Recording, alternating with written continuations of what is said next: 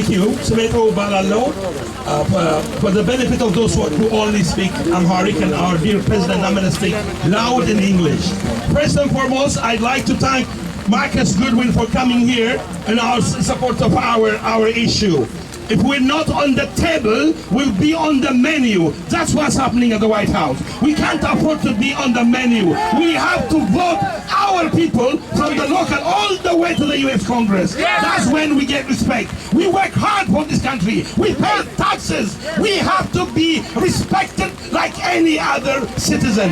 We've taken away from our home. We're building America great.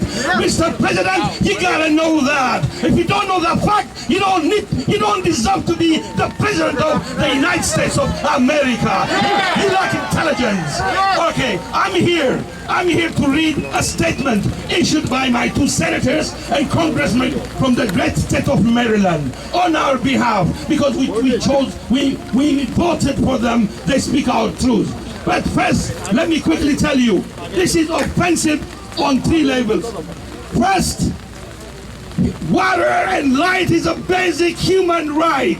Ethiopians deserve that. Nobody can say no. It's our God-given right. Yes! Okay, this is a day of technology. People are fighting for the digital. They're waiting.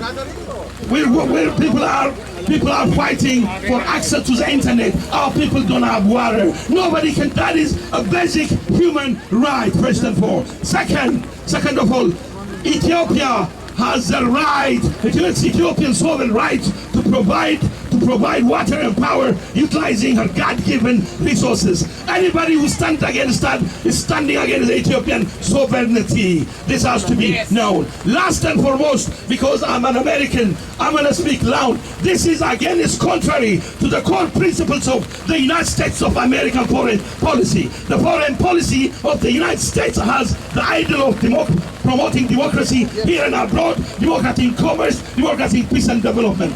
This offensive remark goes against the core principles of the American foreign policy. We are Ethiopians. We're going to challenge the White House and Congress to stand for idols and leave Ethiopia alone.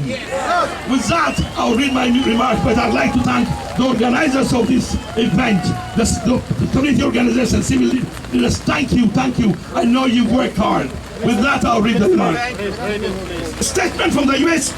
Senator Ben Cardin, who is a senior member of the Foreign Relations Committee. This is what I demanded, and this is what he wrote, okay? All right, on President Trump's unacceptable, irresponsible comments on Egypt and Ethiopia. We must urgently return to the foreign policy-centered policy, diplomacy, and the rule of law before our standing as a global leader is injured beyond salvation. Washington, D.C., U.S. Senator Cardin, senator member of the senior committee of the Foreign Relations, today released the following statement in response to President Donald Trump's remark. I am shocked by the President Trump's comments on Friday suggesting that Egypt should bomb Ethiopia in response to negotiation over the Grand Ethiopian Renaissance Dam. It is completely unacceptable for the U.S. President to endorse this sort of belligerent and destabilizing action. The United States must urgently return to the foreign policy centered on peace and diplomacy and the rule of law. This is from Senator Ben Cardin. The next one is from the U.S. Senator Chris Van Hollen. On behalf of my community, I've demanded he issues such a strong statement. Here it goes. Statement by Senator Chris Van Hollen. Ethiopian community was shared at the gate out to vote community forum organized by Ethiopian Center for Peace and Progress. I strongly condemn President Trump's provocative, outrageous, and reckless statement regarding Egypt and Ethiopian Renaissance Dam. It underscores the urgency of defeating Trump on election day. He is a maniac to the global stability and rule of law. We need Joe Biden to the White House to provide a steady-handed foreign policy. The last but not least is from my dear Congressman Jamie Raskin. He says, along with many of my colleagues, I oppose the freeze on the U.S. foreign assistance to the Ethiopian imposed by President Donald Trump administration.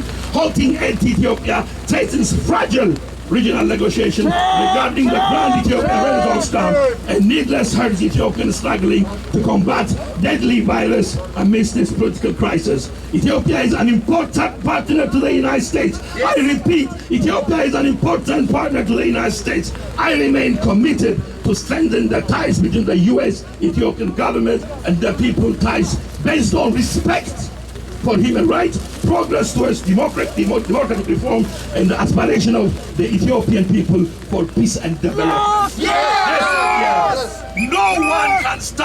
No one can stand against the Ethiopian sovereign right. Not when we are alive, not where we pay tax, not where we work hard.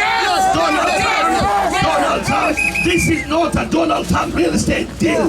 Get your hands off the Nile. Thank you.